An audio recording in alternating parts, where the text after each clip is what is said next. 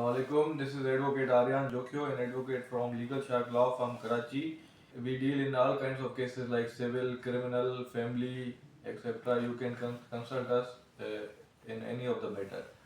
So today we will discuss about the important topic which is known as how to get custody of the minor or child.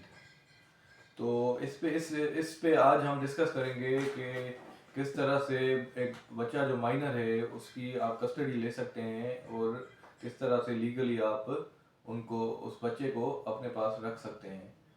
तो आज की सारी जो video है ये इस पर ही डिपेंड करेगी, इस पर ही बनेगी कि आप किस तरह आप किसी भी माइनर या चाइल्ड की कस्टडी ले सकते हैं। तो उसके अलावा हमारा जो फर्म है उसका नेम है legal shark law firm. We are situated at DHA phase 2 extension. Address मैं आपको डिस्क्रिप्शन बॉक्स में दे दूंगा, तो आप हमसे किसी भी कानूनी मशवरे के लिए कांटेक्ट भी कर सकते हैं नीचे दिए गए नंबर पे, और आप हमारी फर्म विजिट भी कर सकते हैं। तो शुरू करते हैं। सबसे पहली बात तो ये होती है कि जब किसी की शादी टूटती है, वो उनकी खुला हो जाती है या किसी भी वजह से उनका आपस में डिवोर्स हो जाता है, वो फिर जो मर्द और औरत होते हैं वो अलग अलग रहते हैं, तो फिर वो बच्चे अगर उनके होते हैं तो उनका थोड़ा नुकसान होता है और वो थोड़ा डिस्टर्ब हो जाते हैं।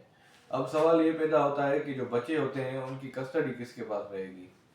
तो कभी कभी क्या होता है कि कस्टडी औरत को मिल जाती है और कुछ दिन के लिए बाप को भी देते हैं, पर ज़्यादा दिन औरत के पास ही रहती है ना, जो लड़की होती है या औरत होती है उसके पास बच्चे रहते हैं।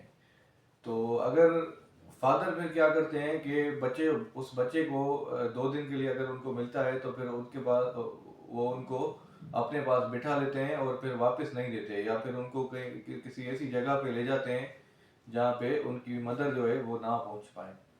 तो उसके लिए लीगल रेमेडी अवेलेबल है। एक हेबियस कॉर्पस की रिट होती है, वो फाइल होती है, हाई कोर्ट में भी फाइल होती है और डिस्ट्रिक्ट एंड सेशंस कोर्ट में भी फाइल होती है। तो वो जब आप फाइल करते हैं तो उसके बाद एप्लीकेशन देते हैं आप district and sessions honourable district and sessions जज को, या फिर हाई कोर्ट में आप ये रिट फाइल करते हैं।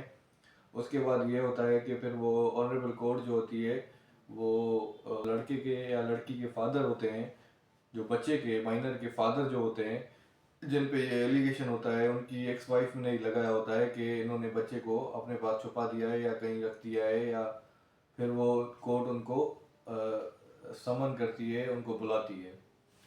फिर उनसे वो पूछती है कि बच्चा इधर आपके पास है या नहीं है, क्योंकि वो वाइफ जो है, एक्स वाइफ उनकी जो है, ये कोर्ट में एप्लीकेशन दी होती है उन्होंने कि बच्चे को इन्होंने ही छुपाया है।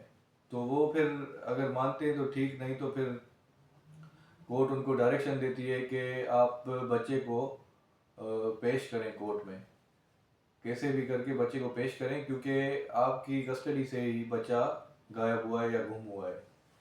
तो फिर जब नेक्स्ट डेट होती है तो फिर वो फादर अगर उस बच्चे को कोर्ट में प्रेजेंट करते हैं, तो उसके बाद honourable district and sessions court जो होती है वो अगर सेटिस्फाई हो जाती है तो फिर वो माइनर की जो मदर है फिर उनको कस्टडी दे देती है। तो ये था आज का हमारा टॉपिक, जो completely based on writ of habeas corpus 491 CRPC।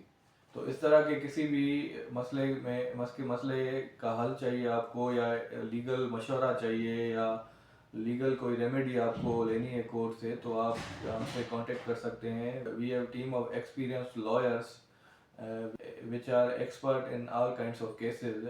So you can visit our office, or you can contact us on below given numbers, and you can also visit our website which is legalshark.pk. So feel free to contact us and do visit our office and get resolved what the problem you are facing. So thank you so much. Stay safe.